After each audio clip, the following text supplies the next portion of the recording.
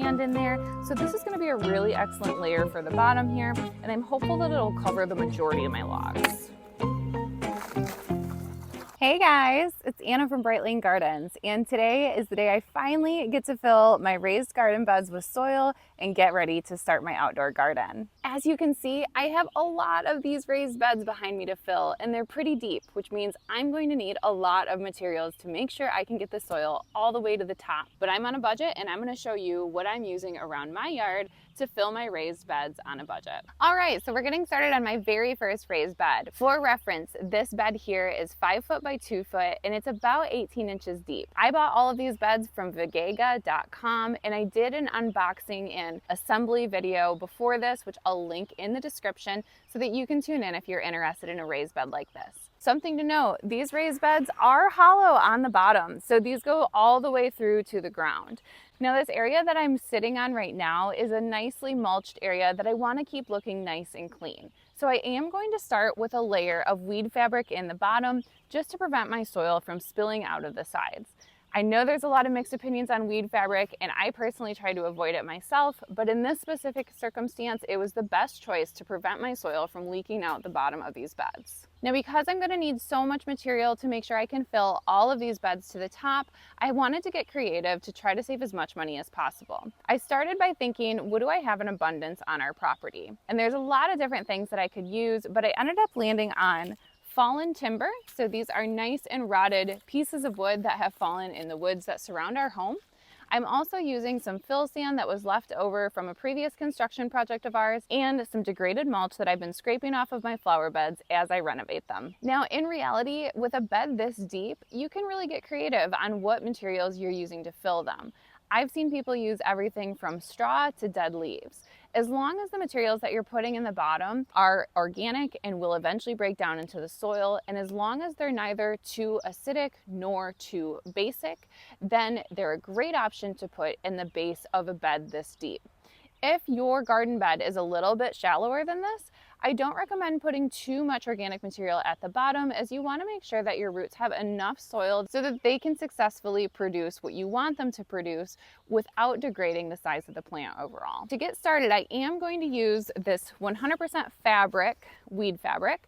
I don't recommend using any plastic-based weed fabrics anytime you're using food. We're going to use this to line the bottom just to help prevent any soil from sneaking out of the sides, especially during periods of heavy rainfall. My goal is just to try to get this as close to the edges as I possibly can. I'm not going to use any sort of the weed fabric staples in this circumstance. I'm actually going to use some logs to both take up space at the bottom of this container and hold my weed fabric in place.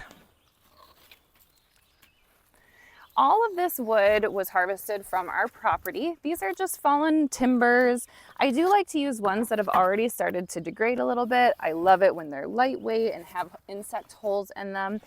Definitely make sure that your logs don't have an active infestation of any type of ant or anything like that, only because you don't want to have an insect colonize inside of your garden beds.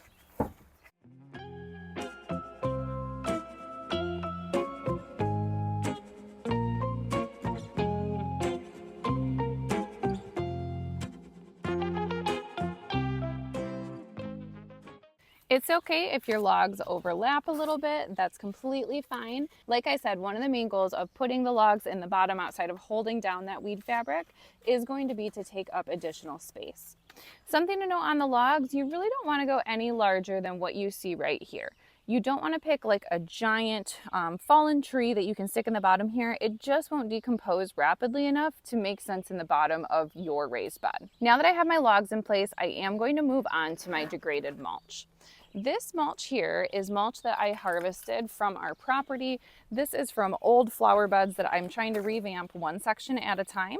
And this was previously just a pure cedar mulch, completely undyed. I definitely don't recommend ever putting a dyed mulch inside of your raised bed or anywhere near your food. And it's already starting to break down. I can see nice little pieces of sand in there. So this is going to be a really excellent layer for the bottom here. And I'm hopeful that it'll cover the majority of my logs.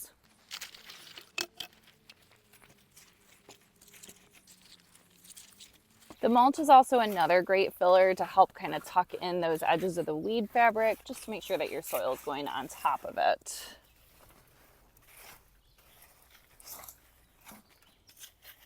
Gonna add one more bucket of mulch here just to bring that level up a little bit more. And just gonna level that out. At no point do you really need to pack anything down in these. You wanna make sure that there's good water drainage, good airflow, and just overall room for the plants to breathe and room for the soil to breathe.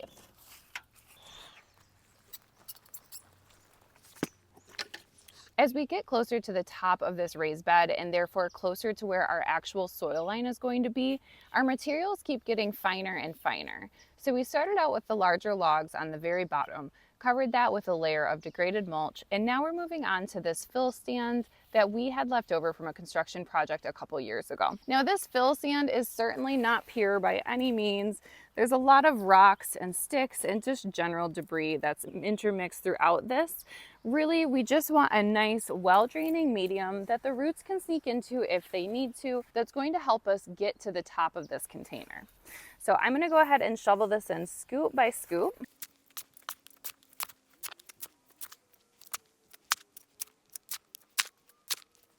Make sure you're getting it along those edges.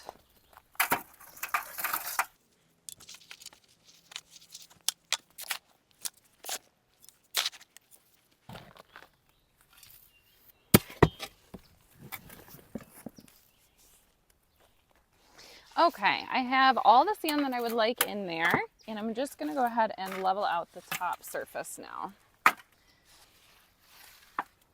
I would estimate that this bed is just under half full. So at this point, we are gonna start to transition into more of our soil mix. I have a couple materials to work with when it comes to the soil section of our beds. I do have this raised bed mix by Dr. Earth. This is specifically created for raised beds. I would put it somewhere between your average potting soil and your average garden soil. It does contain perlite, which I do encourage some perlite in your raised beds. It just really helps with drainage overall and can really help to prevent that root rot as well. So I'm gonna use at least 2 bags of this raised bed mix, and if I still have room on top, I might add a little bit of my coco coir seedling mix just for a nice light and fluffy layer right on top there.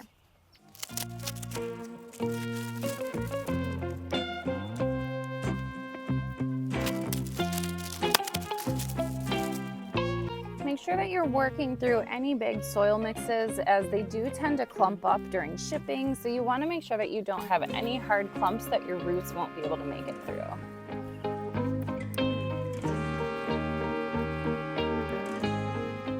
And finally, we're gonna top it off with a really light coco coir baseline mix that I typically use to start all of our potting mixes here at the plant nursery. It's just a really light and fluffy layer. I'm gonna add some worm castings to it just to increase the organic nutrients that's available in this mixture.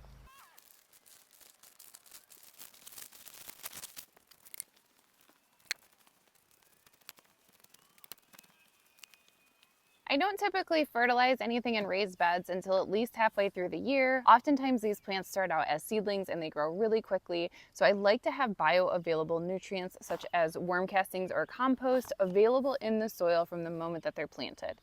These wiggle worm castings are a brand that I love. I'm going to use probably a half bag per container, just considering the size of the container. In the spring of each year, I'm going to amend these beds with wiggle worm castings or compost every single year to ensure that I'm replenishing any lost nutrients from the year before.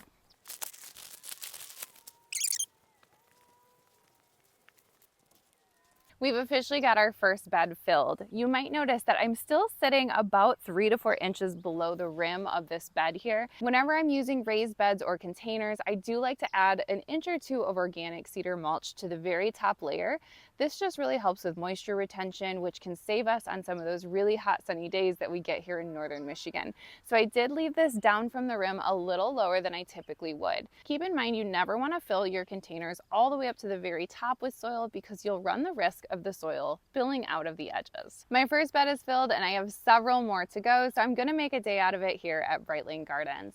In the meantime, if you have any questions on what I use to fill my beds or what materials you can use to fill yours on a budget, please leave them in the comment section below. I'm just getting started on my outdoor garden and there's a lot more gardening videos to come, so if you enjoy content like this, please like and subscribe to our channel so you can be alerted when the next video arrives. Thank you so much for taking the time to tune in with us today. It sure does help small businesses like ours. As always, I appreciate your time and I hope to catch you on the next one. Bye-bye.